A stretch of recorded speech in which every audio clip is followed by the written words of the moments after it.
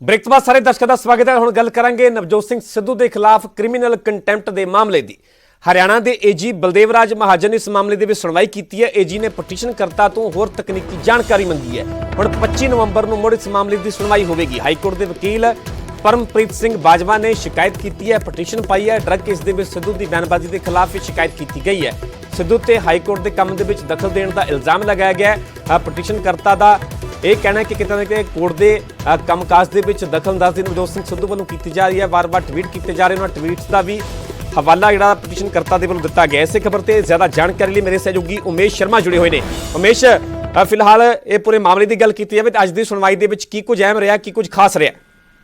देखो, कुछ देर पहले ही एडवोकेट जनरल ऑफिस में सुनवाई हुई है, जिथे परमप्रीत सिंह बाजवा होनी ते उन्होंने टीम मौजूद सी। अपने उन्होंने तथ्य रखे कि ये ट्वीट्स है, ये मामला है, इस केस विच है, जुडिशरी विच प्रैशर पाया जा रहा है, अपने ट्वीट्स के राही प्रभावित करते हैं। ਜਿਹੜੇ तमाम तथ्य ਆਪਾਂ कल भी जिक्र कर रहे थे। एडवोकेट जनरल हरियाणा बलदेव राज महाजन ने उन्होंने सुनिया ਤੇ ਹੁਣ ਗੱਲ ਟੈਕਨੀਕਲਿਟੀਜ਼ ਹੈ ਕਿ ਹੋਰ ਉਹਨਾਂ ਨੇ ਤੱਥ ਮੰਗੇ ਹੈ ਕਿ ਇਸ ਦੇ ਰਿਗਾਰਡਿੰਗ ਜੇ ਕ੍ਰਿਮੀਨਲ ਕੰਟੈਂਪਟ ਤੁਸੀਂ ਜਿਹੜੇ ਪਾ ਰਹੇ ਹੋ, ਇਸ ਦੇ ਰਿਗਾਰਡਿੰਗ ਕੁਝ ਹੋਰ ਉਹਨਾਂ ਨੇ ਫੈਕਟ ਮੰਗੇ ਹੈ कि ताकि पूरी तय विच जाया जा सके।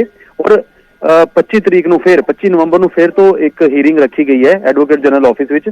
हालांकि असी एडवोकेट जनरल बलदेव राज महाजन नाल गल करन दी कोशिश की थी, लेकिन क्योंकि वो इस टाइम एक जज दे विच रोल च ने, क्योंकि सुनवाई कर रहे हैं तो वो बोल नहीं सकते। तो असीं परमप्रीत बाजवा उन्होंने पूछा कि तत्थ जिहड़े हैगे ने वो उन्होंने अपने पेश किए ने कि जी क्रिमिनल कंटैंप्ट बनता किवें है, क्यों असी ये एप्लीकेशन तुहाडे कोल लेके आए हैं, साडी जिहड़ी तथ्य रखे हैं वो असी तुहाडे कोल इस करके लेके आए हैं कि जुडिशरी ते दबाव पाने की कोशिश है। जे सीधा सीधा ते जे मामले की आपां गल करिए ते परमप्रीत बाजवा उन्हां दा कहना है कि सीधा सीधा जुडिशरी ते दबाव पाया जाता है।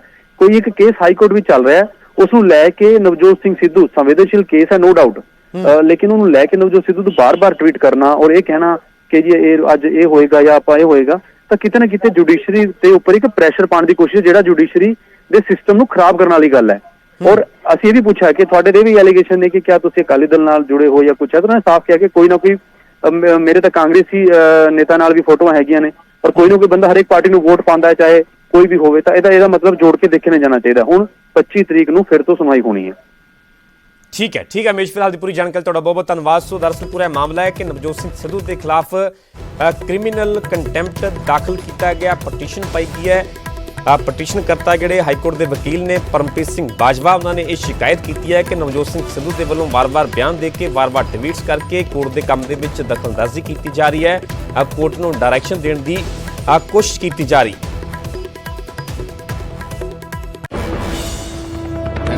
The date for hearing further arguments of 25th of November.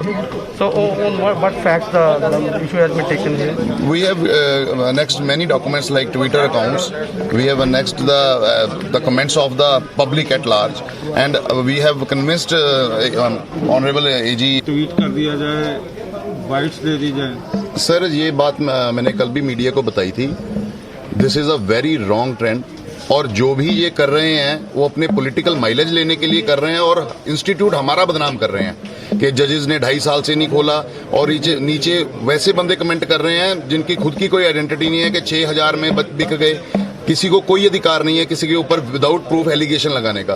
और ये दोनों साइड से देखा जा सकता है। जो भी वो एलेज कर रहे हैं, मिस्टर नवजोत सिद्धू एलेज कर रहे हैं कि ये उस बंदे का नाम हो सकता है, उस बंदे का नाम नहीं हो सकता है, वो कहीं ना कहीं जुडिशियल माइंड को इम्पैक्ट करता है, जिसकी सुप्रीम कोर्ट जजमेंट में ऑब्जर्व किया हुआ है यही पॉइंट। देन चीफ मिनिस्टर थे वेस्ट बंगाल के, उनके केस में ऑब्जर्व किया हुआ है कि जो ज्यूरी मैन है, जो जज बैठा है, उनके ऊपर इन बातों का आर्टिकल लिखे होने का इम्पैक्ट पड़ता है तो वो भी ह्यूमन बीइंग ही है ना। जी, थैंक यू। अगली तारीख 25। सो पटिशनकर्ता परमप्रीत सिंह बाजवा के वालों मीडिया के नाल गलबात की जा रही थी। यही पटिशनकर्ता ने जिन्होंने वालों नवजोत सिंह सिद्धू के वालों खिलाफ ये पटिशन जी दाखिल की गई है। सो फिलहाल इतने रुक रहे हैं, छोटी जी ब्रेक ली, जल्द हाजिर होने इस ब्रेक तो बाद।